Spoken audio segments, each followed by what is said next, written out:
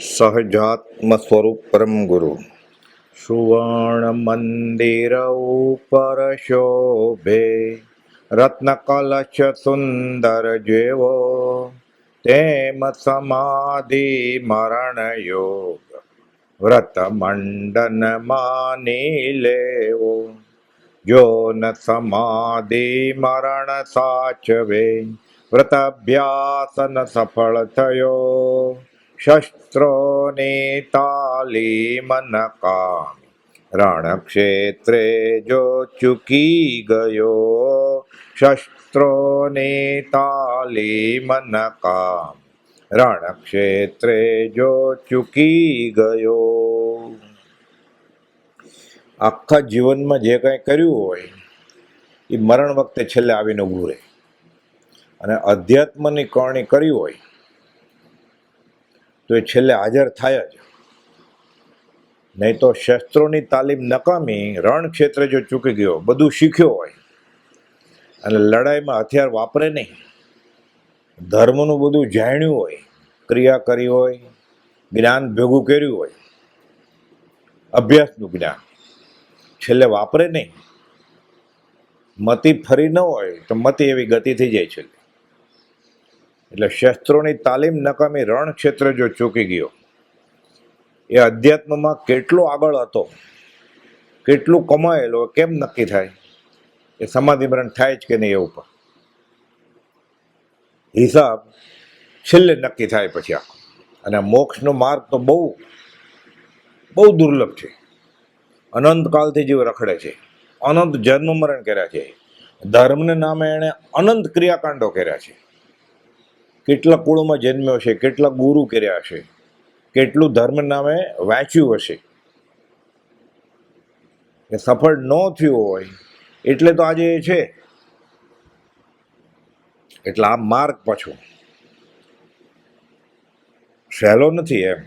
અને સદગુરુનો આશ્રય કરે, સત્પુરુષના વચનનો આશ્રય કરે તો સાવ સહેલો છે. નહીં તો બધા કરે તો કૃપાળદેવ લખ્યું છે, સંગના યોગે જીવ ભૂલે છે.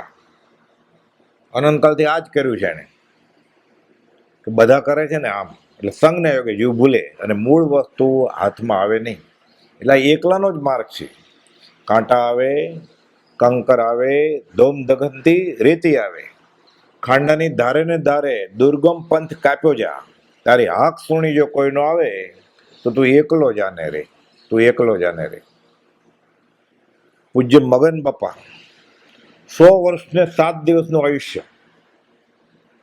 સંવંત 1971 જેઠ સુદ પાંચમથી સંવંત 2071 જેઠ સુદ બારસ, 100 વર્ષ ને 7 દિવસ થયા.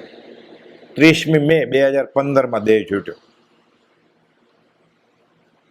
સ્મરણ મંત્રની આજ્ઞા લીધી બ્રહ્મચારીજીને પ્રભુજીજી પાસેથી, ભક્તિની આજ્ઞા લીધી, બ્રહ્મચર્યની આજ્ઞા લીધી.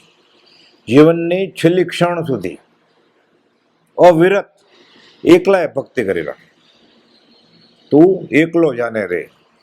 શ્રીમદ રાજચંદ્રને આ કાળે પરમાત્મા તરીકે ઓળખીને ઓળખાવનાર પૂજ્ય શ્રી મગન બાપાની જીવન યાત્રા. જૈન અધ્યાત્મ જગત શ્રીમદ રાજચંદ્ર નામથી અજાણ નથી. અત્યારે તો સામાન્ય માણસ તો ઠીક, સર્વસંગ પરિત્યાગી સાધુ સાધ્વી હોય, શ્રીમદ રાજચંદ્ર વિશે વધતે ઓછે અંશે જાણે છે. કેમ? એના વચનો બધા અતિશયોક્ત છે. ગોપાલદેવના આત્મસિદ્ધિ શાસ્ત્ર, મોક્ષમાળા, જેમ જેમ અભ્યાસ કરે એમ ખબર પડે કે શ્રીમદ રાજચંદ્ર આ કાળમાં ગૃહસ્થવાસમાં બહારથી કોઈ અલૌકિક પુરુષ દેવાંશી નર થઈ ગયા. ખબર પડે કે આ વાત તો બધી મૂળ મહાવીરના માર્ગની જ છે. એટલે નામથી લોકો અજાણ નથી. શ્રીમદની બાલ્યાવસ્થાનો કાળ કાઠિયાવાડમાં મોરબી નજીકના વવાણિયા નામના નાના ગામમાં થયો, અને વ્યવસાય ક્ષેત્ર મુંબઈ, 10 વર્ષ મુંબઈ હતા. 33 વર્ષને 5 મહિનાનું આયુષ્ય, 10 વર્ષ બાલ્યાવસ્થામાં, 10 વર્ષ મુંબઈમાં, છેલ્લા 3 વર્ષ આદિગ્રસ્ત, વ્યાધિગ્રસ્ત, ઉપાધિગ્રસ્ત. અલ્પ સમય કીધો મનુકુળમાં વાસ જો. એટલે શ્રીમદની બાલ્યાવસ્થાનો કાળ કાઠિયાવાડમાં ગયો. મોરબી નજીકના વવાણિયા નામના ગામમાં બાળપણ, 2 ચોપડી ભણ્યા. વ્યવસાયિક ક્ષેત્ર મુંબઈ રહ્યું, પણ આધ્યાત્મિક ક્ષેત્રે વધુમાં વધુ લાભ ચરોતર પ્રદેશના લોકોને થયો. અને એમાં પણ અત્યારે શ્રીમદ રાજચંદ્રના 4.5 થી 5 લાખ સ્તુતિ પાઠકો હશે, એમાંથી 70% વધારે જન્મે જૈનનો એવા બધા છે. પટેલ, પાટીદાર, કણબી, લુહાર, સુતાર, કડિયા, ઘણા વૈષ્ણવ ધર્મી જન્મે જૈન કુળના ન હોય એવા. અને આમાંથી ખાલી 20% જેટલા, 50,000, 75,000, બહુ તો લાખ એ જન્મે જૈન હશે. એમાંય પાછો સંપ્રદાય તો પકડ્યો જ હોય, એટલે બંને ડ્યુઅલ સિટીઝનશીપ હોય ને એવું, એમાંય હોય ને એમાંય હોય, દૂધમાંય પગ ને દહીંમાંય પગ. એમાંના આ જૈનેતરના 70%માંથી એક પાટીદાર કુટુંબના શ્રી મગનભાઈ શંકરભાઈ પટેલ, કે જેઓએ આ ભવે શતાયુ જીવનના છેલ્લા 8 દાયકા 80 વર્ષ શ્રીમદ રાજચંદ્રની ભક્તિ કરી અને કરાવી. ઉપદેશક નહીં, ગુરુપણું નહીં, ભક્તિ ભક્તિ ભક્તિ ને ભક્તિ. શ્રીમદ રાજચંદ્રના માર્ગમાં પ્રભુશ્રીજીને બ્રહ્મચારીજીએ લોક કરી દીધું છે કે અમારા ગુરુ એ તમારા ગુરુ. એટલે શ્રીમદ રાજચંદ્રના માર્ગમાં ગુરુ અને ભગવાન શ્રીમદ રાજચંદ્ર, ગુરુ પ્રભુશ્રીજી, બ્રહ્મચારીજીને ઓળખતો તો બ્રહ્મચારીજી. એ બંને એમ જ કહ્યું છે, અમે ગુરુ થતા નથી, અમે ગુરુ બતાવીએ છીએ. અને 100 વર્ષ મગન બાપાએ આ જ પ્રભાવના કરી, અમે ગુરુ થતા નથી, અમે ગુરુ બતાવીએ છીએ. છેલ્લા 8 દાયકા ઉપરાંત શ્રીમદ રાજચંદ્રની ભક્તિ કરી અને કરાવી તેવા પ્રથમ હરોળના ભક્તની ભક્તિ વિશે આપણે જોઈએ આ દિવસોમાં. આણંદ જિલ્લાના નાનકડા સુણાવ નામના ગામમાં એક સાધારણ સદાચારી પાટીદાર કુળધર્મી વૈષ્ણવ કુટુંબમાં જન્મેલા. નાનું એવું ગામ સુણાવ. બાળપણમાં પિતા અને કાકા સાથે રામ અને કૃષ્ણની કથા વાર્તા સાંભળવા જવાનું અવારનવાર બને. કાકા કે બાપા સાથે જાય, ભાગોળે કથા ચાલતી હોય, શ્રી કૃષ્ણની કથા હોય, રામ કથા હોય, ધર્મનું કાંઈ પણ હોય મેળાવડો, કે હું સાથે જાઉં. પોતે ભક્તના લહેકાથી ઘણીવાર કહેતા કે આ વાતો સાંભળી મને એમ પણ થાય કે તે વખતે હું હોત તો આ કનૈયા સાથે ગેડી દડે રમતો. બધી વાત આવે કે બાળ કનૈયા ગેડી દડો રમતા, અને પછી એ દડો ગયો ને શેષનાગ પાસે નાગણી કે તું ભાગી જા, નહીં તો મારો પતિ જાગશે ને તને ઠાર મારશે ને ડંખ દેશે ને. ગેડી દડે રમતો હતો. આગળ જતા શ્રીમદ રાજચંદ્ર, જે શ્રી મહાત્મા ગાંધીજીના સમકાલીન હમણાં જ થઈ ગયા, તેની વાતો કરતા. કેમ કે ગાંધીજી સાથે તો ઘણો સમાગમ, એને પત્ર વ્યવહાર કરેલો કુપોદોની બાબત માટે. આગળ આવશે વાત પછી. તેઓ પરમાર્થ વ્યક્ત કરતા કે આ તો આપણને ભગવાન હાથ તાળી દઈને ચાલ્યા ગયા. આ કાળની જ વાત. દેવાંશી નર, અલૌકિક નર, ત્રિલોકનાથ વશ થયેલા, પણ અટપટેની સાથે હતા. ઝવેરી બજારને ગલ્લે વેપારી, ઓળખાય કેમ. પરમ કોદે લખેલ, જેની પાસેથી ધર્મ માગવો તે પામેની પૂર્ણ ચોકસી કરવી, એ વ્યક્તિને સ્થિર ચિત્તથી વિચારો. ધર્મ લેવો ક્યાંથી? સામાન્ય રીતે શું હોય બહુજન સમાજમાં, જે કુળમાં જન્મે એ એનો ધર્મ, કુળ ધર્મ. તો ગુરુ એ કુળના જે ગુરુ હોય એનો ગુરુ, એ જે ક્રિયાકાંડ કરતો હોય એ પ્રમાણે કરવી, એ ધર્મનું આચરણ. સદાચારી હોય, ઘણીવાર નીતિ પણ હોય, પણ આત્મધર્મ એ કંઈ અલગ જ વસ્તુ છે. અનંતકાળથી આ જ કર્યા કરે છે. એટલે છૂટવાનું બને નહીં. પૂન પણ બાંધે, દેવલોકમાં જાય, પછી છૂટવાનું ન બને. તો ચોકસાઈ કેવી રીતે કરવી? કુપોદય વચનામૃત 466માં લખ્યું છે, પહેલો બોલ છે પેટલાદના પત્રમાં, કે જેની પાસેથી ધર્મ માગવો તે પામેની પૂર્ણ ચોકસી કરવી. આ વાક્યને સ્થિર ચિત્તથી વિચારજો. તો ચોકસી કેવી રીતે કરવી? આ એક મોટો કોયડો છે. પૂજ્ય બ્રહ્મચારી તો પ્રજ્ઞાબોધમાં લખે છે કે ગુરુ ઓળખાય કેમ, ગુરુના ગુણગામ કેમ ગાવા, ગુરુ ગુણ અમાપ અનંત, નહીં સર્વજ્ઞ સર્વ કહી શકે. આ રંકનું ગજું કેટલું અપમાન કોઈ કહી રાખે, એ કેવી રીતે માપી શકે? પણ મને તો બહુમાન છે કે. એટલે આગળ લખે જ પછી બ્રહ્મચારી, બહુમાન હૃદયે જો રહ્યો, અપમાન સમજુ ના ગણે, ટુકારી બોલે બાળ તો તળી વાણી પણ મીઠી માતને. ગુણગાન ગાવાની છૂટ છે, ગુરુ થવાની મનાય છે, ઉપદેશક થવાની મનાય છે. ગોપાલ લખ્યું છે, નહીં દે તો ઉપદેશ કો પ્રથમ લે ઉપદેશ, સબસે ન્યારા આગમ હે વો જ્ઞાની કા દેશ. ગુરુ ન થવાય, જ્ઞાનીના ગુણગાન ગવાય. અનંત ગુણ છે, 2, 5, 15, 100 જેટલા જાણે એટલા ગાય અનંતમાંથી. આ ધર્મની કરણી કરી એને. અને ગોપાલદેવ તો સિદ્ધાંત મૂક્યો છે, તેની નિષ્કારણ કરુણાને નિત્ય પ્રત્યે નિર્તસ્તવામાં આત્મ સ્વભાવ પ્રગટે. સંકિત થવાનો સહેલામાં સહેલો રસ્તો જ્ઞાનીના ગુણગ્રામ છે. સૌથી સહેલો, પહેલો અને છેલ્લો માર્ગ આ જ છે. ગૌતમ ગંધરે છેલ્લે દિવસ સુધી આ જ કર્યું. એને તો કહ્યું મારે કેવળ જ્ઞાની નથી જોતું, મોક્ષ નથી જોતું, મારે તમે જોઈએ છે મહાવીર સ્વામીને. તો બધું મળ્યું, એ મહાવીર થઈ ગયા પછી. એટલે ભક્તિના બળે કૃપાઉદેવને પૂજ્ય શ્રી સૌભાગભાઈ, પૂજ્ય શ્રી જોઠાભાઈ, પૂજ્ય શ્રી અંબાલાલભાઈ અને પૂજ્ય પ્રભુશ્રીજી અને બ્રહ્મચારીજી કૃપાઉદેવને ઓળખી ગયા. એમાં શરૂના 4 ને તો પરમ કૃપાઉદેવે સિક્કો મારેલો છે, અને બ્રહ્મચારીજીની ભક્તિને પ્રભુશ્રીજીએ સિક્કો માર્યો. આ તો ભૂતકાળની બધી વાત. આ કાળે મગન બાપાએ કૃપાઉદેવને કેવી રીતે ઓળખ્યા, આખો ઇતિહાસ છે રોચક, આખો દેખા અહેવાલ, આ કાળની બનેલી ઘટના. રૂબરૂમાં પ્રત્યક્ષમાં ગોપાલદેવને મળ્યા નથી, તો બ્રહ્મચારીજી ક્યાં મળેલા? ગોપાલદેવને ન મળ્યા હોય સદેહે તો પરોક્ષમાંથી પ્રત્યક્ષ કરવા પડે. 13 વર્ષની ઉંમરે શાળાના પગપાળા પ્રવાસ દરમિયાન સોનાવથી ખંભાત વડવા આવું થયું. ત્યારે વાહન નહીં, એટલે પગપાળા પ્રવાસ. વર્ષમાં 1-2 વાર એવા પ્રવાસ હોય બધી સ્કૂલમાં. 60 વિદ્યાર્થીઓ ખંભાત જોવા આવ્યા, બધા ખંભાતનો દેરાસર, બધા ઐતિહાસિક શહેર, ખંભાતના નિજામનો મહેલ, અને પછી વડવા એટલે અહીંયા આવ્યા. ખંભાતના રાજાનો મહેલ, બધા દેરાસરો વગેરે જોઈને વડવા આશ્રમ આવ્યા. આ ભવની અપેક્ષાએ તો જેના નામથી પણ અજાણ એવા મગન બાપાએ કૃપાઉદેવના ખડગાસનવાળા ચિત્રપટના દર્શન કર્યા, અને એક જ સાચું વંદન શ્રી જીનવરપતિ વર્ધમાન પ્રતિ નર નારીને તારે ભયંકર ભવસાગરથી. એક જ નમસ્કાર થઈ જાય જ્ઞાનીને અહોભાવથી, ઉલ્લાસિત પરિણામે દર્શન થઈ ગયું. દર્શનમ દેવ દેવસ્ય, દર્શનમ પાપનાશનમ, દર્શનમ સ્વર્ગ સોપાનમ, દર્શનમ મોક્ષ કારણ. ઇગ્ગોવી નમુકારો જીણ માણસો વદ્ધ માણસો તારે દુસ્તર સંસાર સાગરે નરવ નારી, નર નારીને તારે. મુમુક્ષુના નેત્રો સત્પુરુષને ઓળખી લે છે. આ વચનને યથાર્થતા પુરવાર કરતા હોય તે પ્રમાણે પ્રથમ દ્રષ્ટિએ જ્યારે શ્રીમદ રાજચંદ્ર નામના કોઈ વિતરાગ પુરુષ તો નહીં, એક શતાવધાની છે, એક કોઈ શીઘ્ર કવિ છે, આજન્મ કવિ છે, એક શ્રાવક છે, એ ખબર નથી. 13 વર્ષે શું ખબર હોય? નાનું એવું ગામ સુણો, જન્મે કુળ ધર્મે પાટીદારનું કુળ, વૈષ્ણવ ધર્મી, તો આ બધું ક્યાંથી ખબર પડે?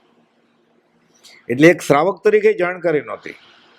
શ્રાવક એટલે શું, એ શું ખબર હોય? એટલી ખબર હોય કે આપણા ધર્મના, આપણા કુળના નથી, એમ કઈ વાત થાય તો થોડી ઘણી. એટલે પોતે જે મંદિરમાં કે જે હવેલીમાં કે જે સ્થળે જતા હોય કે જે કંઈ કરતા હોય એવું ન કરતા હોય એટલે બીજા ધર્મના છે, ઓળખાણ કેવી રીતે હોય? એટલે કાંઈ જાણ્યું નહોતું. માત્ર તે મુદ્રાના દર્શન માત્રથી ખબર પડી કે આ કોઈક અલૌકિક ચિત્રપટ છે. આવું પહેલાં કંઈ જોયું નથી. આવો સત્પુરુષની મુદ્રા, યોગબળ હોય. તે પણ આ ભાવની અપેક્ષાએ જૈન કે જૈની સંબંધની સમજણ વગર, એટલે મુખ્ય દરવાજો છે ને વડવા આશ્રમનો, ત્યાં ખડગાસનવાળું ચિત્રપટ હતું. અત્યારે નથી, એ જોયું. બધા છોકરા રમે ઢાળમાં, વિચાર કરે કે આ શું છે? ખડગાસન પદ્માસન શું, એ કંઈ ખબર નહીં, પણ એટલી ખબર પડી કે આ પુરુષ કોઈક અલૌકિક, ક્યાંક દેવી, ક્યાંક અલગ વસ્તુ છે. આ એ કહેતા હું નજરાઈ ગયો પછી ચિત્રપટથી, એટલે અંતરથી આકર્ષાઈ જાય, ચોટ લાગે. પછી એ તો ગુરુ ઓળખવા ઘટ વૈરાગ્ય, તે ઉપજવા પૂર્વિત ભાગ્ય, આ બધું પૂર્વજન્મોની ઉચ્ચ કોટીની આરાધના, પૂર્વના સંસ્કાર અને સત્સંગની સંધિ સૂચવે છે. એમને મળતું નથી કાંઈ. આ 5-15 વર્ષનો હિસાબ નથી કાંઈ. આપણને આ વચનામૃત મળ્યું હોય એટલે આ ભાવનું કંઈ ન હોય, આ ભાવનું તો બહુ થોડું હોય. પૂર્વભાવે એવા ક્યાંક સંસ્કાર લઈને આવ્યા હોય, આપણે જાણતા અજાણતા જ્ઞાન અને જ્ઞાની પ્રત્યે અહોભાવ થઈ ગયો હોય. એટલે 7.5 અબજની વસ્તીમાંથી વચનામૃત કેટલા પાસે છે? એમાંથી વચનામૃત વાંચે છે કેટલા પાસે? ક્ષમાપનનો પાઠ કેટલા પાસે છે? 20 દુઆ કેટલા પાસે છે? આત્મસિદ્ધિ કેટલાને ખબર છે? આ બધું પૂર્વજન્મની ઉચ્ચ કોટીની આરાધના, ઉચ્ચ કોટીના સંસ્કાર અને સત્સંગની સંધિ સૂચવે છે. તેઓએ તો ચિત્રપટમાં નીતરતી વિતરાગતાથી પકડાયા ગ્રાહ્યા, કે મને પકડ્યો ચિત્રપટની વિતરાગતા એટલે, અને એવા પકડાયા કે બાળ માનસ પર અલૌકિક છાપ પડી અને નજરાઈ ગયા કે 6 મહિના સુધી પોતાને સ્વપ્નમાં પણ કુપોલદાના દર્શન થયા કરે. આવે છે ને રોજ નિત્યક્રમમાં, એનું સ્વપ્ને જો દર્શન પામે રે તેનું મન ન ચડે બીજે ભામે રે. બીજે ભામે મન ચડતું બંધ થઈ ગયું. રોજ સપનામાં આવે કુપોલદેવ. મન બીજે ભામે ચડતું બંધ થઈ ગયું. કુળ ધર્મે વૈષ્ણવ પરિવારમાં ઉછરે લેવા તેઓએ 1 નહીં 2 નહીં 33 કરોડ દેવ દેવી, કે અમારે વૈષ્ણવમાં તો 33 કરોડ દેવતા હોય, કુળ દેવતા હોય, ભૂત પ્રેત, ડેન ડાકણ, કુળગુરુ, ભુવા, મંત્ર તંત્ર વગેરે બધી માન્યતા અમે ફગાવી દીધી અને પતિવ્રતા ભક્તિથી એકદમ બીજો મન મંદિર આણું નહીં, ફક્ત રાજ રાજ રાજ. હજી રાજ કોણ છે ખબર નથી, પણ નક્કી થઈ ગયો. મેં તું જ કારણ સ્વામી ઉવેખ્યા સૂરગણા, સ્તવનમાં આવે છે મોહન વિજયજી મહારાજ, કે તમે મને મળ્યા દેવાથી દેવ, એટલે બીજા દેવ દેવી બધા મારે જોઈએ નહીં હવે. એટલે બીજા દેવી દેવી સાથે દ્વેષ નથી, અહીંયા પ્રેમ છે. આ બધું ધીરે ધીરે નહીં, એકી સાથે જ અનાદિ મિથ્યા માન્યતાનો એક સામટો ગોટો વળી નાખ્યો. પછી કહેતા કે સપનામાં દેવો ડરાવે, દેવી ડરાવે, ધમકાવે. એટલે હું કહું પછી આ મગન, આ રાજ મગન હવે તમારો થાય એમ નથી. હું રાજમાં જ મગન રહેવાનો છું, રાજમગન. ભલે ડરાવે, કે મેં માથું નમાવ્યું નથી. કે પછી તો આ ખુમારી સાથે, આ તો 13 વર્ષની ઉંમર, છેલ્લા શ્વાસ સુધી આ જ કર્યું. પછી તો આગળ જતા બધું વાંચવા આવ્યું, ખબર પડી આ કુપોલદેવ કોણ. ઘનિષ્ઠ સત્સંગ થયો બ્રહ્મચારીજીનો 20 વર્ષનો. પ્રભુજીના દર્શન થયા ફરી ફરીને, બધા હસ્તાક્ષરવાળા પત્રો વાંચવા મળ્યા. પછી ખબર પડી કે જે હાથમાં આવ્યું છે આ પૂર્વભૂમની ઉચ્ચ કોટીના પુણ્યનું કારણ છે. શાળાનો 7 વર્ષનો અભ્યાસ પૂરો કર્યો એટલે શાળાની પરીક્ષા આપે પછી બધા. એટલે ગવર્મેન્ટની સ્કૂલમાં ટીચર થવાય. પછી શાળાની પરીક્ષા પાસ કરી અને વણાટ અને ઉર્દુ ભાષા ઇતર વિષય તરીકે શીખ્યા. તે એટલે સુધી કે ઉર્દુની 6ઠ્ઠી પરીક્ષા કાબિલ પાસ કરી. એટલે પહેલી, દૂસરી, તીસરી એમ 6 હોય, 6ઠ્ઠી કાબિલ કહેવાય, એ પાસ કરી ઉર્દુની. એટલે ઉર્દુ બોલવું, ઉર્દુ લખવું, ઉર્દુની કવિતાએ ગાવું, બીજાને શીખવાડવામાં કામ આવે. એટલે માસ્તરની નોકરીમાં આજીવિકા માટે સહેલાઈથી ભરણ પોષણ કરી શકે, હાથ ના લંબાવવો પડે. 19મે વર્ષે શિક્ષકની નોકરી ₹15 પગારથી શરૂ કરી. ભયો કે પહેલો પગાર આવ્યો ને, આખું સુણાવ ગામના આડોશી પાડોશી બધા જોવા આવ્યા હતા. એક સાથે 15 રૂપિયા ક્યાં હોય એ જમાનામાં? અનાજ હોય, ચોખા હોય, ઘઉં હોય, ચણા હોય, રાય હોય, એક સાથે આ રોકડા પૈસા ક્યાંથી હોય? 15 રૂપિયાનો પગાર. અમદાવાદની ટ્રેનિંગ કોલેજમાં જઈ પરીક્ષા પાસ કરી. એટલે આપણે જે કોલેજ યુનિવર્સિટી એ નહીં, શિક્ષકમાંથી 2-3 વર્ષની વધારે ટ્રેનિંગ લે તો અમુક શિક્ષકોને પછી હેડમાસ્ટર બનવામાં કામ આવે. કે મેં એ ટ્રેનિંગ કોલેજમાં હું ગયો, 2 વર્ષ ત્યાં પરીક્ષા પાસ કરી ટ્રેનિંગ કોલેજની, અરે આગળ જતા હેડમાસ્ટર બનવામાં કામ આવી. એટલે 15માંથી 18 રૂપિયા, 20 રૂપિયા પગાર થઈ જાય. એટલે કે અધ્યાત્મ સેવતા હાથ લાંબો ન કરવો પડે. કે પરમ કુપોલદેવની દાસી તરીકે ભક્તિ કરનાર શ્રી લલ્લુજી સ્વામી પ્રભુશ્રીજી, તેના પ્રથમ દર્શન મગન બાપાને 8 વર્ષની ઉંમરે થયેલા સુણાવમાં. એટલે પ્રભુશ્રીજી ચરોતરના ગામમાં બોધ અર્થે સત્સંગ સમાગમમાં બધે જાય તો સુણાવની ભાગોળે આવેલા સત્સંગ સમાગમ હતા. એટલે હું ગયો ત્યાં, કાકા બાપા બધા સાથે. અને 8 વર્ષની ઉંમર હતી ત્યારે મને પ્રભુશ્રીજીના દર્શન થયેલા. પોતાથી વરિષ્ઠ શિક્ષક, પોતાથી 19 વર્ષના શિક્ષક તરીકે 50-52 વર્ષના બીજા શિક્ષક હતા મનહરભાઈ માસ્તર, કે એ મોટા સિનિયર મનહરભાઈ માસ્તર, કે જેઓ જન્મે જૈન હતા, સ્થાનકવાસી, એણે આ બધું વાંચેલા, આગમ ને એવું બધું, અને કુપાલદેવ વિશે જાણે. તેના પરિચય જૈન ધર્મ વિશે અને શ્રીમદ રાજચંદ્ર વિશે મને થોડે થોડે જણાવવા લાગ્યા. એ બધી વાત કરે, મને આનંદ આવે કે આ બધી વાત કરે.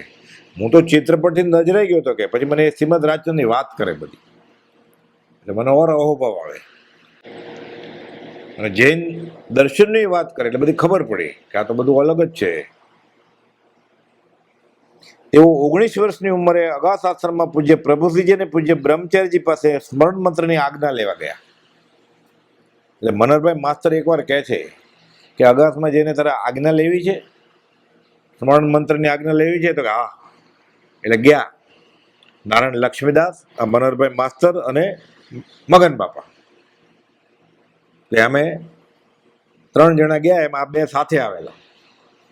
પૂજ્ય પ્રભુશ્રીની આજ્ઞા પ્રમાણે પૂજ્ય બ્રહ્મચારીજીએ કુપોદના ચિત્રપટ સમક્ષ મગન બાપાને 3 નમસ્કાર કરાવી સજાત્મ સ્વરૂપ પરમગુરુ મંત્ર 3 પાઠ, 20 દોરા, યમ નિયમ ને ક્ષમાપનનો પાઠ, સાથે રાત્રિ ભોજનનો ત્યાગ, 7 અભક્ષનો ત્યાગ, 7 વ્યસનનો ત્યાગ, જુવા, આમિષ, મદિરાદારી, આહેટક ચોરી પરનારી, આ બધા નિયમ લઈ લીધા મેં.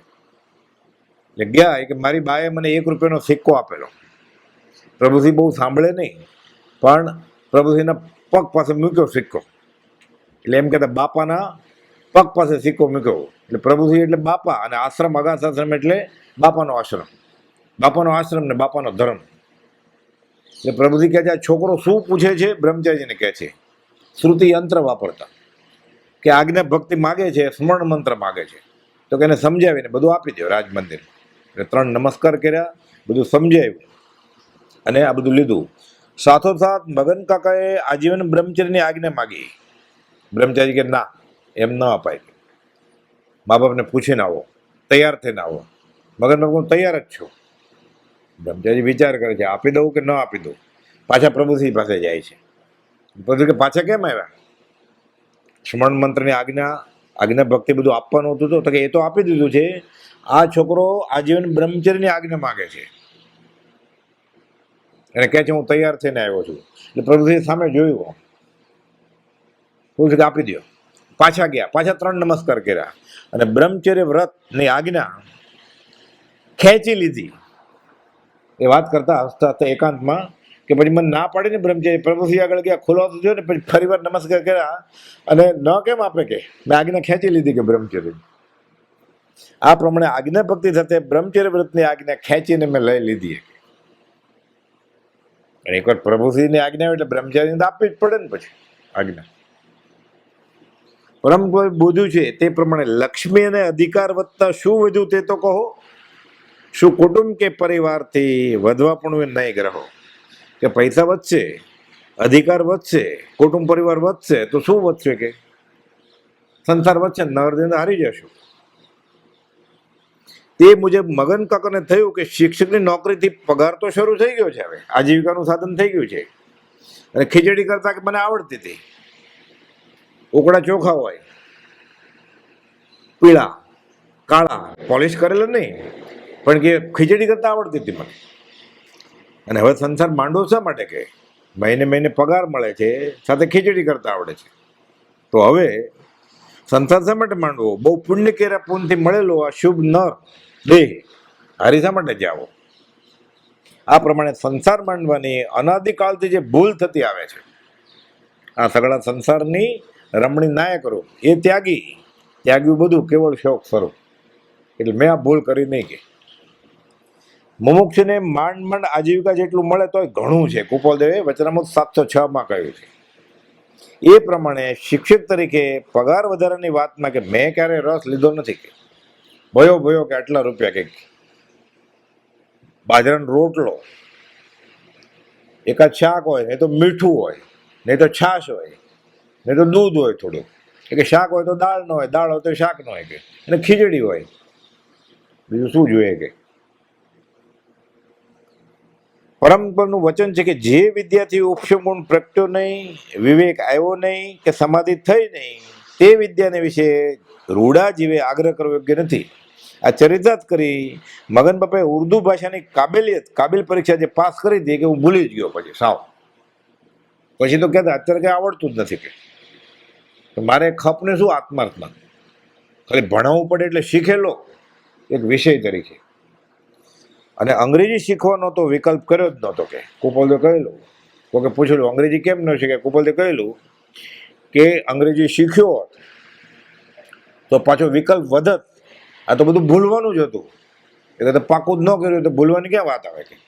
એટલે મગન મારે મેં તો એ વિકલ્પ જ નહોતો કર્યો કે મને આજીવિકા જેટલું કમાઈ જતું હતું, ખીચડી કરતા આવડી ગઈ હતી, હવે જરૂર શું છે કે મારે. ભક્તિના આ ક્રમમાં શનિવાર, રવિવાર અને અન્ય રજાના દિવસો દરમિયાન અવારનવાર પૂજ્ય બ્રહ્મચારીજી પાસે જવાનું બને. એટલે મને જૈન ધર્મનું બહુ લાંબુ કાંઈ ખબર નહીં, બધું શાસ્ત્રો કાંઈ વાંચ્યા નહોતા, એટલે હું તેમની સામે બેસી પલાઠી લગાડી મૌન રાખી તેમની મુખ મુદ્રાના દર્શન કર્યા કરું. અને બીજા કોઈ પૂછવા આવ્યો હોય તો હું સાંભળું શાંતિથી, હું વચમાં કાંઈ બોલું નહીં. પણ પૂજ્ય શ્રી બ્રહ્મચારીજીએ સૌ પ્રથમ નિમિત્તા માટે કે આ છોકરાને હવે આજ્ઞા ભક્તિ લીધી છે તો ક્યાંક વાંચવાનું આપણું છે જિજ્ઞાસુ, એટલે બેન્જામિન ફ્રેન્કલિનનું જીવન ચરિત્ર ગુજરાતી અનુવાદ વાંચવા આપ્યું. બેન્જામિન ફ્રેન્કલિન સવારે ઉઠે તો રાત્રે સુવે સુધી એક મિનિટ ક્યાં જાય છે એનું ટાઈમ ટેબલ રાખતા, એનું ગુજરાતી ભાષાંતર આપ્યું કે આ વાંચવા જેવું છે. એટલે આપણો અમૂલ્ય સમય વેડફાય તો નથી જતો એ ખબર પડે કે ખાવા પીવાની છૂટ, નાવા ધોવાની છૂટ, રાત્રે સુવાની છૂટ, બાકીના 24 કલાકનો આ વાત કરે તો બાકીનો સમય ક્યાં જાય છે કે આ પ્રમાણે રોજ નિશી એટલે ટાઈમ ટેબલ બનાવવાનું, ડાયરી બનાવવાની, એટલે ખબર પડે. ત્યારબાદ શ્રી શંકરાચાર્યની વૈરાગ્યસભર મણિરત્નમાળાને મોહ મુદ્ગર વાંચવા આપ્યા. મણિરત્નમાળા તો ખાલી 32 શ્લોક, પ્રશ્નને જવાબ, ઉત્કૃષ્ટ વૈરાગ્યની માળા. એ મણિરત્નમાળા અત્યારે મારી પાસે છે આપી કે આ વાંચતું. આમ સંસ્કૃતમાં છે પણ સાવ સહેલું સંસ્કૃત, એટલે આપણને 2-3 વાર વાંચીએ એટલે અર્થ સમજાઈ જાય કે 5 ઇન્દ્રિયના વિષય જશે તો મન કાબુમાં આવશે, એટલે જીવ ધીરે ધીરે છૂટતો જશે. આ નહીં કાબુમાં લાવે તો બંધાયેલો જ રહેશે. એવા બધા શ્લોક છે. અને ત્યારબાદ ભૌતિક સુખ માટે દેવદેવીની માન્યતાના ખ્યાલને તેમની જ ભાષામાં કહે રીચ આપનાર એવો પંડિત ટોડરમલજી કૃત મોક્ષ માર્ગ પ્રકાશક ગ્રંથ વંચાયો. પંડિત ટોડરમલજીએ તો દેવદેવીને કે જૈન સિવાયના ધર્મ તો નહીં માનવાના, બરોબર, જૈન નહીં, પછી દિગંબર સિવાયના સ્થાનકવાસી, દેરાવાસી, 45 આગમ બધો નિષેધ કર્યો છે. કુપોદે લખ્યું છે એ નિષેધ કર્તવ્ય નથી 45 આગમનો, વચનામૃત 807માં લખ્યું છે. પણ દેવદેવીને તો માનવાના જ નહીં, એમ કે આ વાંચીએ એટલે એવી શ્રદ્ધા થઈ ગઈ કે તારા કર્મને આધારે તારું ભવિષ્ય છે. દેવદેવી તને શું મદદ કરે, અને દેવદેવી પાસે જો મોક્ષ નથી તો તને આપી નહીં શકે. તો વ્યવહારિક સુખ તો માગવાનું જ નથી. કુપોદે કહ્યું છે દેવદેવની તોષમાં તને શું કરીશું. એટલે કે પંડિત ટોડરમલજી કૃતા મોક્ષમાર્ગ પ્રકાશક ગ્રંથ વંચાયો એટલે દેવદેવીને માનવા વ્યવહારિક સુખ માટે, ભૌતિક લાલચ માટે આ માન્યતાનો રીચ નીકળી ગયો, જડબે સલાક થઈ ગયું કે હવે આ માથું ખાલી કૃપાલદેવને જ નમે, અને દેવદેવી પાસે કે ક્યાંય માગવાનું નહીં, વ્યવહાર કર્મ પ્રમાણે જીવવાનું. અને પછી પૂજ્ય શ્રી સિદ્ધર્ષિ ગણીકૃત ઉપમિતિ ભવ પ્રપંચ ગ્રંથ વાંચવા આજ્ઞા થઈ. બહુ લાંબો ગ્રંથ, ઉપમિતિ ભવ પ્રપંચ, દળદાર 3 તો વોલ્યુમ છે આવા. કે આ જીવ અનાદિકાલથી આજ સુધીમાં ભવ ભ્રમણમાં રખડે છે, કેમ રખડે છે અને કેમ છૂટે. રોચક વાર્તા જેવું છે, નવલકથા જેવું છે. 2000 જેટલા તો સંજ્ઞા વાચક નામ આવે છે. આ વાંચવા આપી એટલે ભવ ભ્રમણ વિશે બધો અંદાજ આવી જાય. અને પછી શ્રીમદ રાજચંદ્ર જીવનકળા હાથમાં આવી. એમાં આ જીવનકળા બ્રહ્મચારીએ લખીને એમાં ભાદરણ મંદિરની પ્રતિષ્ઠા હતી. શ્રીમદ રાજચંદ્ર મંદિર ભાદરણ, જે ક્ષેત્રે દેવકીજી મહારાજને કાંટો વાગેલો ભાદરણ ગામમાં, ત્યાં કુપાલદેવનું મંદિર છે, એ પ્રતિષ્ઠા બ્રહ્મચારીજીને કરવાની હતી. તો બ્રહ્મચારીજી પોતે જે જીવનકળા લખેલી ત્યાં પ્રભાવનામાં સાકરના પડીકા સાથે બધાને જીવનકળા આપી. પછી દુનિયાને ખબર પડી, મગન બાપા કે હું હતો સાથે, કે શ્રીમદ રાજચંદ્ર કોણ છે. આ જીવનકળા વાંચવામાં આવી અને ત્યારબાદ પૂજ્ય શ્રી બ્રહ્મચારીજીએ મુમુક્ષુએ કૃપાદેવ પર લખેલા પત્રો તેમજ મુમુક્ષુએ એકબીજા પર લખેલા પત્રો વાંચવા આપ્યા, હસ્તાક્ષરવાળા. પ્રભુજીએ કૃપાદેવને પત્ર લખ્યા હોય, અંબાલાલભાઈએ લખ્યા હોય, સૌભાગભાઈએ લખ્યા હોય, બીજા મુમુક્ષુએ લખ્યા હોય. એ બધા 50-50 પત્ર આપે કે હું વાંચું, પછી પૂછે પણ ખરા એમાં. અને મુમુક્ષુ એકબીજા પર લખ્યા હોય, અધ્યાત્મમાં આગળ કેમ વધવું એ બધાએ વાંચ્યા કે. અને પૂજ્ય લઘુરાજ સ્વામીના કૃપાલદેવ પરના પત્રો વિશે જણાવતા કે આ પત્રો મારા હાથમાં આવ્યા, ગદગદ થઈ જણાવતા કે તેમની આંખોમાંથી આંસુ ટપકતા કે શું ભક્તિ કરી છે. રાજ રાજ રાજ રાજ, બીજું કોઈ નહીં. પ્રભુજી ઉંમરમાં મોટા 14 વર્ષ, પણ ભક્તિનો અવતાર કે ભક્તિને આ કાળમાં કળિયુગમાં અવતાર લેવો હતો. મગન બાપા કહેતા કે પ્રભુજીનું ખોળિયું પસંદ કરેલું, ભક્તિ જ કરી છે. લેખિતનમાં લખે દુષ્ટ દાસી લલ્લુના પ્રણામ. શું જોઈએ છે? દર્શન, સમાગમ બાદ, બીજું કાંઈ નહીં. જેવી ભક્તિ ગોપીઓની કૃષ્ણ ઉપર, જેવી ભક્તિ હનુમાનની રામ ઉપર, એવી જ ભક્તિ પ્રભુજીએ કૃપાલદેવની કરી. સુણાવ અને અન્ય ગામોએ શાળાની નોકરી સાથે તેઓનો ભક્તિનો ક્રમ ચાલુ જ હતો. શાળાની ફરજ પૂરી કરી સાંજે પાછા ફરી સૂર્યાસ્ત પહેલા ભોજન લઈ નાના છોકરોને પાઠશાળામાં મોક્ષવાળા ભણાવતા. 60-70 છોકરા, લગભગ બધા જ જન્મે જૈન નહીં, વૈષ્ણવ ધર્મ. તો હું સ્કૂલની નોકરી છૂટે એટલે વહેલું જમી લઉં, રાત્રે ભોજનનો ત્યાગ હતો એ તો આજ્ઞા લીધેલી, પછી બધાને મોક્ષવાળા ભણાવું, પાઠશાળા શરૂ કરેલી. આ ક્રમ 8-8 વર્ષ સુધી ચાલુ રહ્યો અને પૂજ્ય શ્રી બ્રહ્મચારીજીના માર્ગદર્શન હેઠળ ફૂલ્યો ફાલ્યો. અવારનવાર બ્રહ્મચારીજી આવે, પંડિત લાલન આવે, શિવજી દેવજી મઢડવાળા આવે, અમદાવાદના મુમુક્ષુ આવે. એમાં શરૂ જ કરાવેલું અમદાવાદના છોટાભાઈ મલુકચંદે કે તમે પાઠશાળા ચલાવશો તો કે ચલાવીશ. લાઇટ નહોતી, ઇલેક્ટ્રિસિટી, ફાનસનું કેરોસીન ક્યાંથી આવે?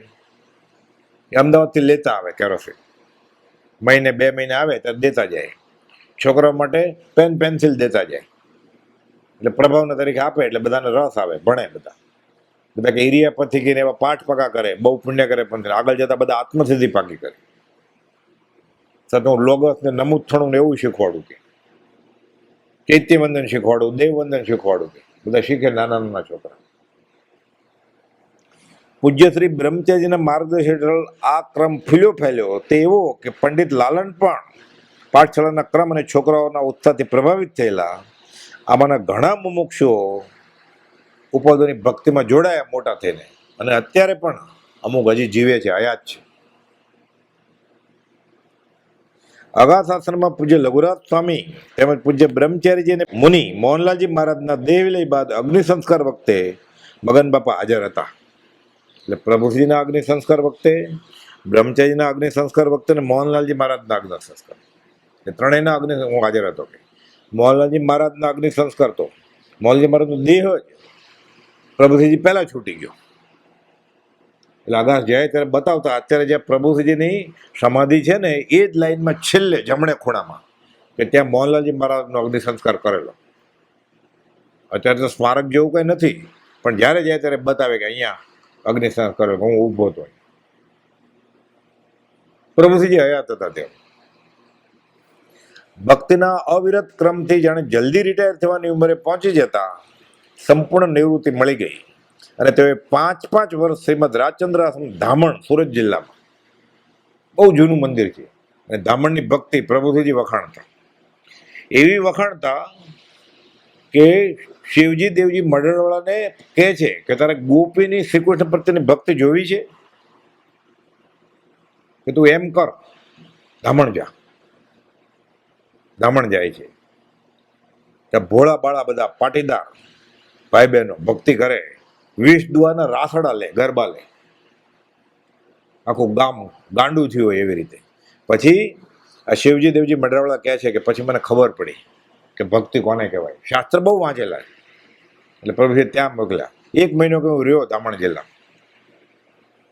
5 વર્ષ ત્યાં શ્રીમદ રાજચંદ્ર આશ્રમ ધામણ સુરત જિલ્લામાં એક ક્ષેત્રે રહી ભક્તિ સત્સંગ પોતે કર્યો ને કરાવ્યો.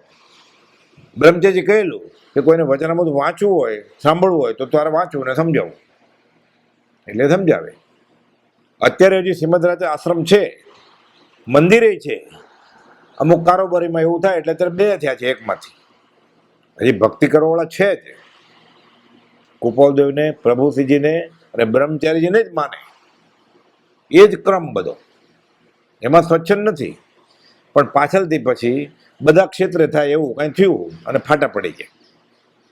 નહીં તો પ્રભુસિંહજી કહેતા, પ્રભુસિંહ તો મોકલેલા શિવજી દેવજી મંડળવાળાને, અને મગન બાપા કહેતા કે અગાસ જેવું જ બીજું રળિયામણું ગોકુળિયું ગામ ત્યાંય થાત. પણ આ તો પંચમ કાળ છે ને, એટલે બધું એવી રીતે ન થાય. પાછું ત્યારબાદ બીજા 5 વર્ષ વડવા ક્ષેત્રે ગયા. અહીંયા શ્રીમદ રાજચંદ્ર આશ્રમ વડવા,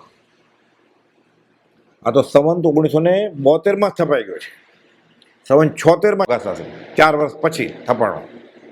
સૌથી પહેલા ચિત્રપટની સ્થાપના લક્ષ્મીચંદજી મુનિના હાથે સુણાવમાં થયેલી સંવંત 1968. 4 વર્ષ પછી આ વડવા આશ્રમ થયો સંવંત 1972, અને બીજા 4 વર્ષ પછી સંવંત 1976 અગાસ આશ્રમ છપાણો.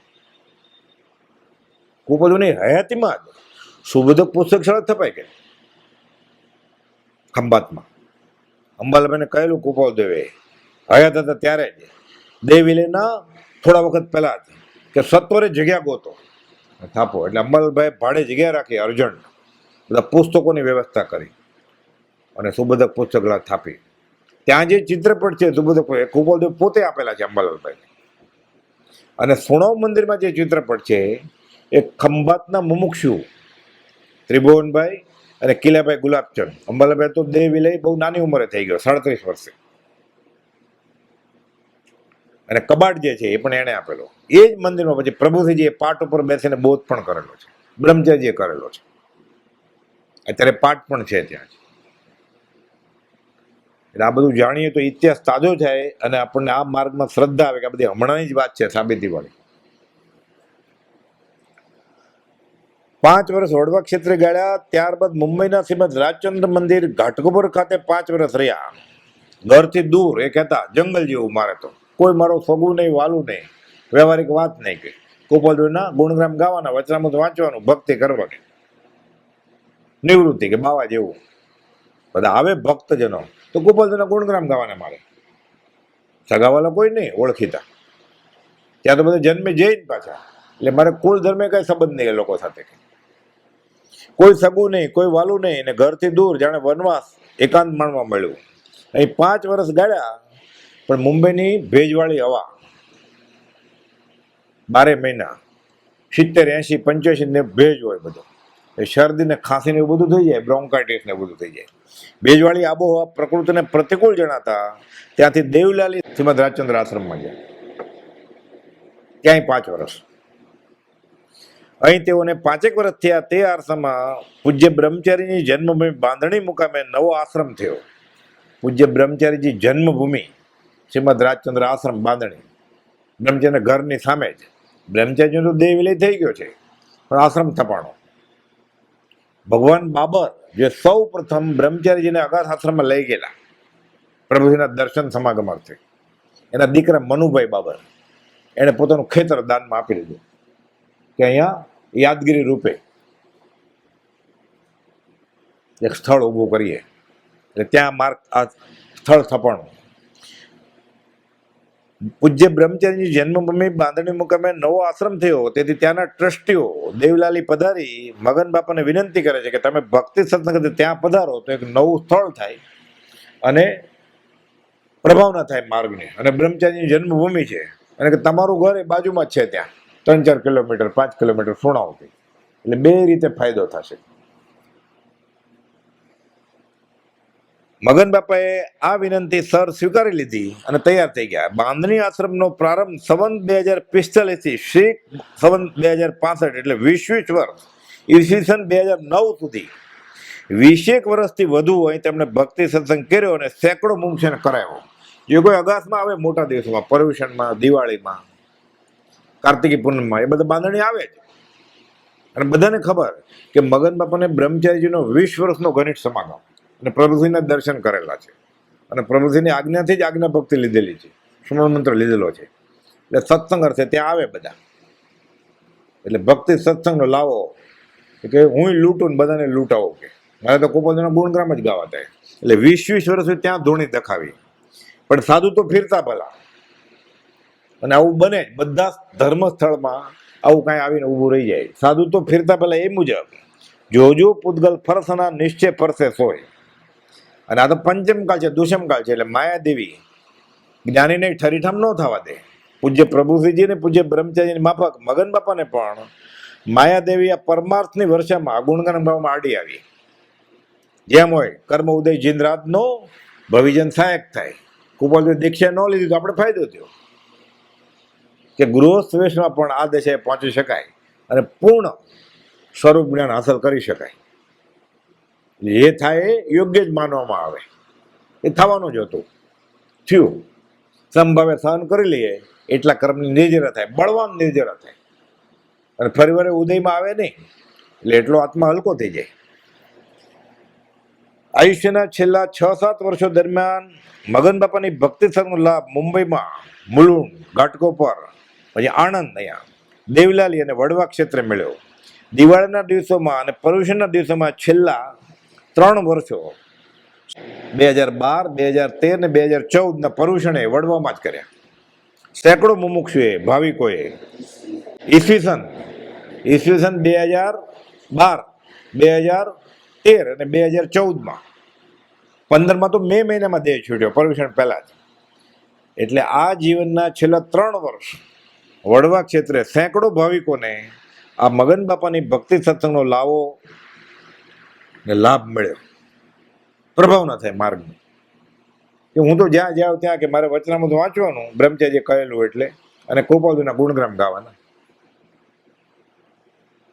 એ તો પછી હસતા તો કહેતા કે બધા ગ્રહમાં ગુરુ બહુ ભારે ગ્રહ છે, જલ્દી ડૂબાય કે, એટલે ગુરુ તો બનવાનું જ નહીં. પ્રભુએ કહ્યું છે અમારા ગુરુ એ તમારા ગુરુ. આ જીવન મંત્ર હતો મગન બાપાનો કે અમારા ગુરુ એ તમારા ગુરુ. પૂજ્ય શ્રી સૌભાગભાઈને વ્યવહારિક સંકટના સમયે દીનતા, ભય, ભવિષ્યની ચિંતા, લોકલજ્જા આદિનો ભય સતાવતો કે વારંવાર તેઓ કુપોદોને કંઈ રીધિ સીધી પ્રગટાવીને પણ ઉકેલ લાવવા વિનંતી કરતા. 255 જેટલા પત્રો કે મંત્ર આપો, યંત્ર આપો, તંત્ર આપો, દોરો ધાગો આપો, કા પૈસા જ આપો, કા ભાગીદાર તરીકે રાખો, કા ત્રંબક કે મણીને નોકરીએ રાખો, ક્યાંક જ્યોતિષ વિદ્યા ફરવો, ક્યાંક કયો મને. કુપોદે વ્યવહારની વાત કરી જ નહીં. મારી આબરૂ જશે કે લોકલજ્જાનું શું થશે, ઘરમાં ખાવાનું ધાન નથી અઠવાડિયા પછી. મગન બાપા કહેતા મેલ તારી આબરૂને પૂળો કે રાખ્યું કંઈ રહેતું નથી, મૂક્યું કંઈ જતું નથી. કુપોલદેવે કહ્યું છે 457માં, સમાગમમાં દિનપણે આવવું નહીં. આ વિતરાગ માર્ગમાં વ્યવહારિક મદદ માગવાની મનાય છે. જય વિરાય સૂત્રની 5મી કડી એ વિતરાગ તારા શાસનમાં માગવાનું વાર્યું છે. વારી જય જયવી વિરાય નિયાણ બંધમ તો સમય. અને અમને બ્રહ્મચારી શીખવાડેલું કે આ માર્ગમાં આવ્યા પછી વ્યવહાર માટે દીનતા કરવાની નહીં. નથી લઘુતા કે દીનતા, સત્પુરુષ પાસે, જ્ઞાની પાસે વ્યવહારમાં હાથ લંબાવવાનો નહીં. ઓછું ખાવું, માગવું નહીં. કે આવો પરમાર્થ વિચારી કોઈ પ્રત્યે દીનતા ભજવી કે વિશેષતા દાખવવી યોગ્ય નથી. સમાગમમાં દીનપણે આવવું નહીં. મેલ તારી આબરૂને પૂળો, મગન બાપા કહેતા. લોક લજ્જા શું કે ભવાંતરે પછી બીજી યોનીમાં જાય, કૂતરો થાય, ગાય ભેંસ થાય, કપડાય ન પહેરે, પછી ફરે બધે ખુલ્લો, ક્યાં આબરૂ? લઘુશંકર દીર્ઘશંકર કરવી હોય તો કૂતરાને ઊભો રહીને કરી નાખે. એટલે કુપોદવે સૌભાગભાઈને કહેલું કે લોક લજ્જા મિથ્યા છે. ભગવાન કહેતા મેલ તારી આબરૂને પૂળો. પૂળો એટલે સૂકા ઘાસનો મોટો પૂળો હોય ને દિવાસલી મૂકે, એટલે આબરૂને પૂળો. કે માનનું શું છે જગતમાં? માન ન હોત તો મોક્ષ અહીં જ છે. કે માન પ્રત્યે તો દિનપણું માનજો. માનને, લોકલાજને, આબરૂને કે પરમાર્થે જે આવતા હોય તેને તદ્દન તુચ્છ ગણી બાળી મૂક્યા હતા. દિનતા ન કરવી એ પૂજ્ય બ્રહ્મચારીજીની શિક્ષા તેઓએ સાંગોપાંગ આત્મસાત કરી હતી. કોઈ માન, પૂજા, સત્કાર આદિના ભયને એણે ભગાવ્યો હતો. પછી તો સભા મંડપમાં છેલ્લી હરોળમાં બેઠા હોય, પોતાને જ વાંચવાનું હોય, પણ બેઠા હોય ત્યારે છેલ્લે બેઠા હોય. સૌથી એને વાંચવાનું હોય ત્યારે ઊભા થાય. પછી આગળ બધા જિજ્ઞાસુ એ બેસે અને પાછળ વાંચનકાર બેસે. આવું ક્યાં હોય જ નહીં ને. સભા મંડપમાં છેલ્લી હરોળમાં બેઠા હોય, કોઈ વ્યાખ્યાન કર છેલ્લી ઘડી ન આવે એટલે વ્યવસ્થાપક એને કહે, તેને બદલે તમે વાંચો તો કે હા મારે તો કુપોલજીના ગુણગ્રામ ગાવા છે, પેલા કેમ મને ન બોલે હોય એમ નહીં. અગાસમાં મોટું ફંક્શન હતું, શતાબ્દી મહોત્સવ, એને વાંચવાનું હતું. એ ગરદીમાં જમવાનું હોય બધા સાથે ધક્કામુક્કી લાઈનમાં ઉભા રહે. એની થાળી અલગ નહીં, વીઆઈપી ટ્રીટમેન્ટ નહીં કે મારે કુપોલજીનો મુમુક્ષુ જ છું. ઘણા કે વડીલ જાણીને કે આગળ આવો આગળ આવો, તો કે ના, કોઈ મોભો નહીં વ્યાખ્યાનકાર તરીકેનો, વાંચનકાર તરીકેનો. મારે કુપોલજીના ગુણગ્રામ ગાવા છે, મારે એમાં મોભો, પોઝિશન, પોસ્ટ જોતી નથી, કઈ અધિકાર જોતો નથી, વાપરી નથી નાખવું એમાં. તેઓને વાંચવા બેસાડી દે છેલ્લી મિનિટે કે તમે વાંચો, ઓલા નથી આવ્યા, માંદા છે, તો કાંઈ વાંધો નહીં. તો કહે ને હું સિનિયર છું, મને કેમ પેલા ન બોલાવ્યો, આજે તો વાંચીશ જ નહીં, એમ નહીં. દંભ નહીં, હર્ષભેર તે સ્વીકારી માત્ર કુપોલજીના ગુણગ્રામ ગાવાની તક ઉત્સુકતા ભેર ઝડપી લઈ અને કૃતાર્થ કે મારે તો ગુણગ્રામ ગાવા મળ્યા ને. આ જીવન મંત્ર હતો. અમુક સમયે ફલાણી જગ્યાએ પહોંચી જજો. ગાડી મોકલે ને એ બધું નહીં. એ તો ગાડી મોકલે, બે જિજ્ઞાસુ મોકલે સાથે, એનો સામાન ઉચકે થેલી, પછી આવે. કાં તો પ્લેનની ટિકિટ મોકલે તો આવે, લેવા જાય તો આવે, પાછા મૂકવા જાય તો આવે, ઘણી જગ્યાએ તો આરતી ઉતારે તો આવે. ગોપાલદેવ અંબાલાલ ના પડેલી, અંબાલાલ આ નાટક દૂર કરો, આરતીની તૈયારી કરેલી. ખાલી આ કે મગન બાપાને એવો સંદેશ હોય કે ફલાણી જગ્યાએ આ તારીખે પહોંચી જાજો, તમે તમારે વાંચવાનું છે. એનો અનુભવ થાય કે હા મને ગુણગ્રામ ગાવા માટે બોલાયો, એટલે એનો આભાર માને કે તારો આભાર, તે મને કુપોલજીના ગુણગ્રામ માટે બોલાવ્યા છે. એટલો સંદેશ અને મોંઘું નિમંત્રણ સમજીને વ્યાખ્યાનનો સમય, વ્યાખ્યાનનો વિષય, શ્રોતાઓની પાત્રતા અને રુચિને સમ્યક ન્યાય આપી કુપોલજીના ગુણગ્રામ ગાય, પ્રભુજી બ્રહ્મચારીના ગુણગ્રામ ગાય. અને પછી જમવાનું ઘંટ પડે એટલે એ ગીરદીમાં બધા સાથે, સામાન્ય માણસની માફક બધાની સાથે લાઈનમાં ઉભા રહી જાય. થાળી હાથમાં લઈને ઉભા રહે, ધક્કામુક્કીમાં આગળ પાછળ ફંગોળાય. ઉંમર 85 વર્ષ હોય તોય, 90 વર્ષ હોય તોય.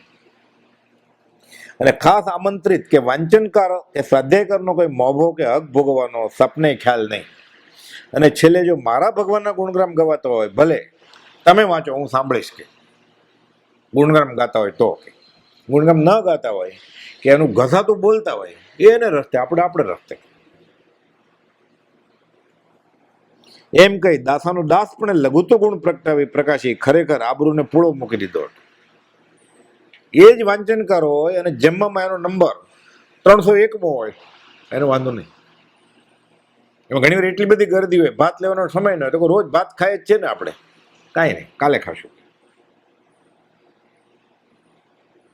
એને અંદરથી એવું ન થાય કે વ્યવસ્થાપક ધ્યાન નથી રાખતા, મને એક થાળીમાં ભાતે નથી મૂકતા, કાંઈ નહીં. કે આજે બહુ મોટો દિવસ છે ને, કે મોટો દાડો છે, બધા બહુ જિજ્ઞાસુ મુમુક્ષ આવ્યા છે, સારું મેં કે.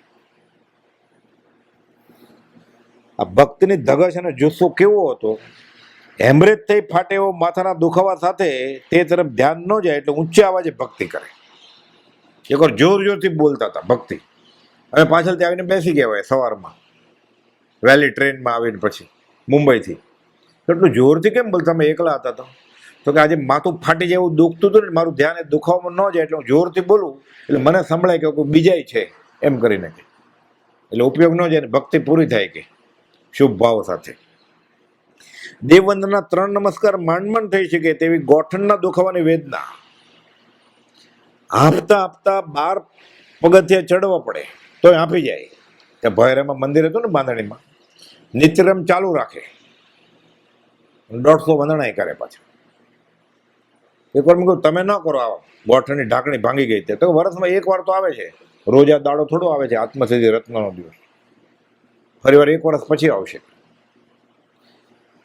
આ નિત્યક્રમ ચાલુ રાખી નિત્યક્રમ પૂરો કરવો. આવી તકલીફને બીજે દિવસે ઈડરના ઘંટિયા પાડની તીર્થયાત્રા કરે, લંગડાતા લંગડાતા માનસિક સ્વસ્થતા સાથે પગે ચાલીને ડુંગરે ચડીને કરે, ડોળી ન વાપરે. આત્મબળ વિના આ બધું અસંભવિત છે. લાંબા સમયની ખાંસી, તેને લઈને અપૂરતી ઊંઘ, ઓછો ખોરાક, વધતી જતી નબળાઈ સાથે 91 વર્ષની ઉંમરે આસોવદ એકમના 150 નમસ્કાર ભક્તિને ઉલ્લાસ સાથે અમે કરેલા જોયા છે, એની સાથે કરેલા છે, એનું વિડીયો રેકોર્ડિંગ છે, આખો દેખાય એવા. શાસ્ત્રમાં તો ઘણી વાત છે. મેં કહ્યું નમસ્કાર એટલે નીચે એક ઓશિકું મૂકે તો કાંઈ જરૂર નથી. વચમાં પછી અલગ અલગ રાગે ગવાતી હોય આત્મસિદ્ધિ, ઘણા બધા મુમુક્ષો હોય. હું તમે જયારે બેસી જાઓ થોડી વાર, તો કે ના બેસવું નથી. 400-500 કિલોમીટરના પ્રવાસને લઈને બેઠા બેઠા પગની નસો ખેંચાય, ગોટલા ચડ્યા હોય, આવી ફરિયાદને મચક નહીં આપવાની. એટલે કે આ બધી વેદની પ્રવૃત્તિ કહેતા જવા માટે આવે છે, રોજ રહેવાની નથી. કે શરીરે રોજ ક્યાં રહેવાનું જ કે નહીં જાય તો કે શરીર હારે જશે તો ખરી જ ને, આજ નહીં તો કાલે જવું જ પડશે ને. કે મારી હારે રહેવાનું નથી, શરીર હારે તો જશે જ. કે એ તો જવા માટે આવે છે, જતી રહેશે. પ્રભુજી રોજ કહેતા કે આવો સાક્ષી ભાવ નીતરતો હોય. ગોઠણની ઢાંકણી ભાંગી ઢસડતા પગે ખેતરથી સુણાવ, ત્યાંથી પેટલા, ત્યાંથી આણંદ વલસાડ પહોંચી, ત્યાંથી નાસિક અને કોમી રમખાણ ફાટી નીકળેલું, અધવચ્ચે વાહનવ્યવહાર બંધ, બસમાંથી ઉતરી ઢસડતા પગે એકવાર સુણાવથી ઠેઠ દેવલાલી ગયેલા. એક અહીંયા હું રહું, ઢાંકણી તૂટી હતી, પાટાપિંડી કરે મને જવા જ ન દે ક્યાંય.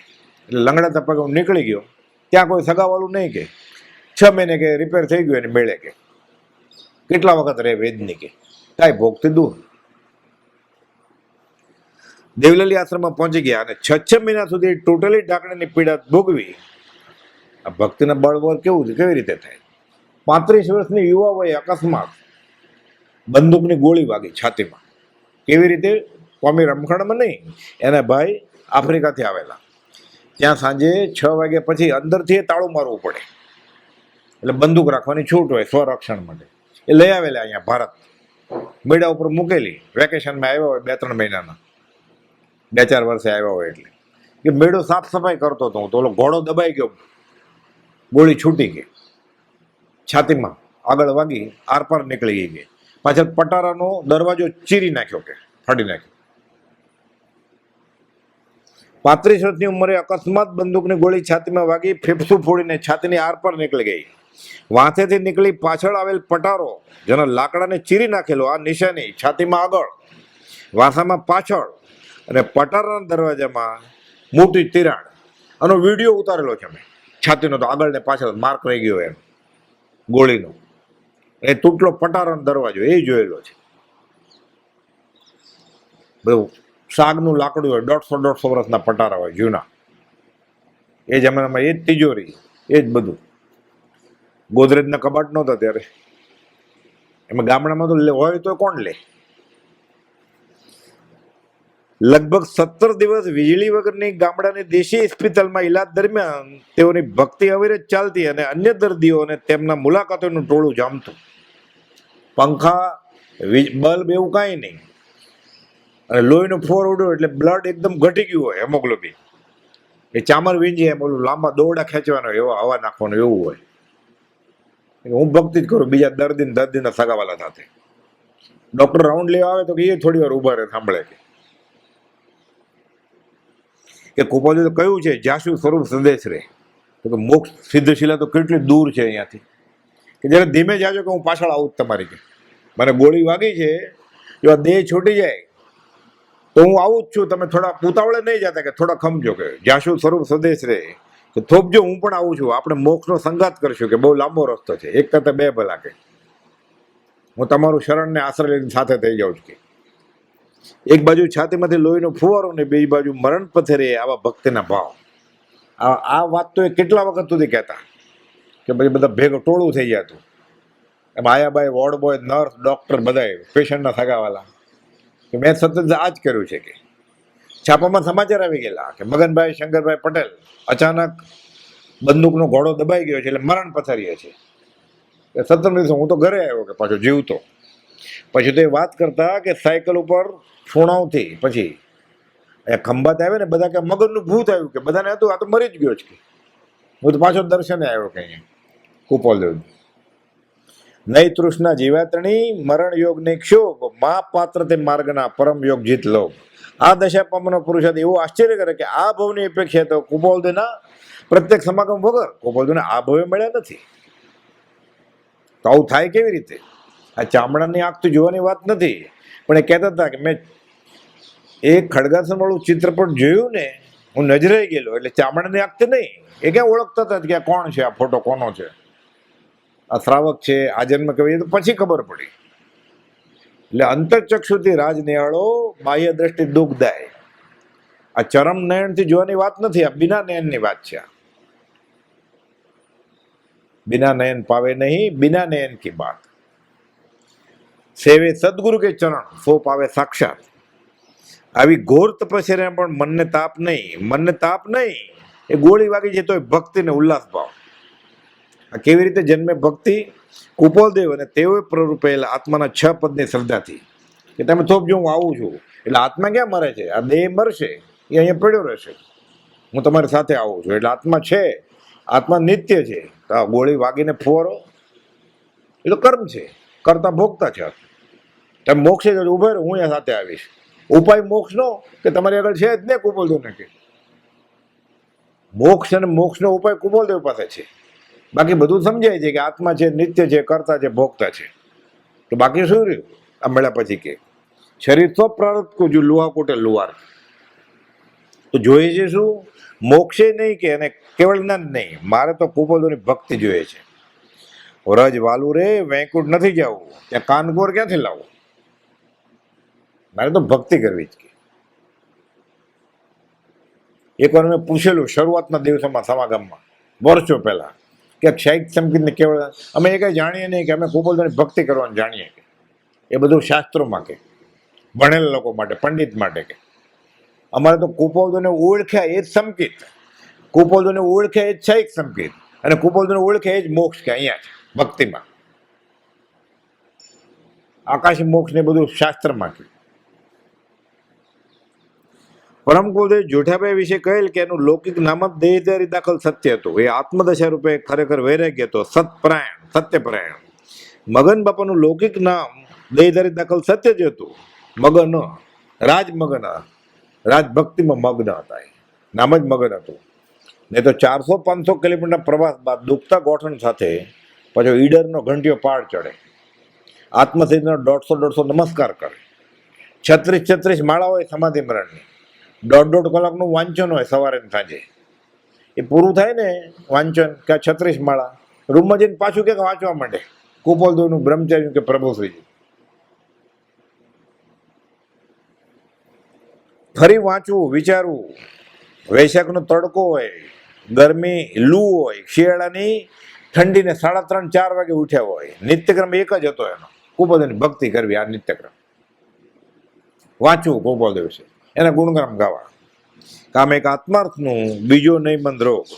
આ તો જાગતા હોય ત્યારની વાત છે. સૂતા હોય ત્યારે એ કહેતા કે હું સૂવું ને એટલે હું સૂતા પહેલા ચિંતન કરું, પછી સપનામાં કે ચિંતવે ને નીકળી પડે, જાત્રાએ કે નીકળી પડો. સૂતા જ ભાવ યાત્રા કરે કે વવાણિયાથી શરૂ કરું, કે વવાણિયા જન્મભૂમિથી શરૂ કરું, બધી તલાવડીએ ફરું, બાવળના ઝાડે જાતિનું જ્ઞાન થયું કે હું ચડું, પછી યાદ કરું કે કુપોલદેવ આવી રીતે ચડેલા. નાના પગ ત્યાં ટેકવી ચડી ગયા ગુરુ રાય એ. અને જાતિસ્મક જ્ઞાન ઉપયોગ વાગોળું, પછી અગાસ, કાવીટા, ખંભાત, વડવા, ભાદરણ, ધામણ, અમદાવાદ, પંચભાઈની પોળ, નગર શેઠને વન ડે આટો મારું, અને સુરત જિલ્લાના ગામડાઓ બધે ફરું, પાલીતાણા અને હમ્પી સુધી દર્શન કરીને ફરી પાછું આવું. કે ઊંઘમાં પણ આત્મસિદ્ધની ગાથા ચાલુ રાખતા. એટલે હોઠ ચાલતા હોય ને આમ ઊંઘતા હોય પાછા, અને શરીર જાગે તો બાકીની 20-30 ગાથા અધૂરી પૂરી કરે. ઘણી વાર જાગે તો એમ કે આના પછી કઈ ગાથા આવે, એમ કે બધું આ ક્યાં? તો કે એ તો હું સપનામાં ઊંઘમાં કરતો હતો. એમ નહીં તો પૂજ્ય બ્રહ્મચારી બોધેલ તે પ્રમાણે જીભને ટેરવે રેન વેલ્ડિંગ કરેલ સજાત્મક પરમ મંત્ર ઊંઘમાં એનું રટણ ચાલુ હોય એટલે આમ સૂતા હોય અને આમ સજાત્મક પરમ ગુરુ સજાત્મક પરમ ગુરુ આ તો વિડીયો ઉતારેલો છે. એટલે સ્મરણ મંત્રનો જાપ ચાલુ હોય અને આમ ઘસગડા સૂતા હોય, પેટ ઊંચું નીચું થતું હોય, સૂતા હોય. આ જીવન મંત્ર તેવો નહોતો. પા ઉપજ.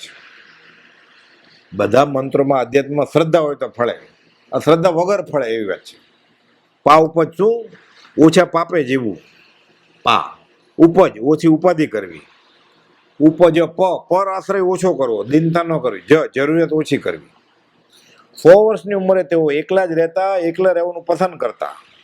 અને એકલો રહેવું ઘણી વાર મુંબઈ લઈ ગયો તો હટ પકડે, હવે મારે ઘરે જવું છે. દિનતા ન કરવી એ પૂજ્ય બ્રહ્મચારીજીની શિક્ષા તો એ શીર્ષાસન કરેલી. મગન બાપા 115 થી વધારે એટલે 115 વ્યક્તિઓ જે કુપોદોને રૂબરૂ મળ્યા હોય એઓને હું કે સત્સમાગમ અર્થે કુપોદોની વાત જાણવા માટે મળેલો છું. એમ ખાલી ભટકાઈ ગયા એમ નહીં, આશ્રમમાં તે સ્થળમાં 100 થી 115 થી વધારે વ્યક્તિઓને કે જે કુપોદોને રૂબરૂમાં મળ્યા તેવાને હું મળ્યો છું. 7 માંથી 4 મુનિ પૂજ્ય પ્રભુશ્રીજી, પૂજ્ય મોહનલાલજી, ચતુરલાલજી મહારાજ અને લક્ષ્મીચંદજી મહારાજ, આ લક્ષ્મીદાસજી મહારાજ નારના, આ બધાને હું મળેલો છું. અન્યમાં પંડિત લાલમ, મોહનદાસ કરમચંદ ગાંધી, ખંભાતના ત્રિભુવનભાઈ માણેકચંદ, આ ધર્મેચક ભાઈઓ હોય. ત્રિભુવનભાઈ ને તો બહુ લાંબો સમાગમ.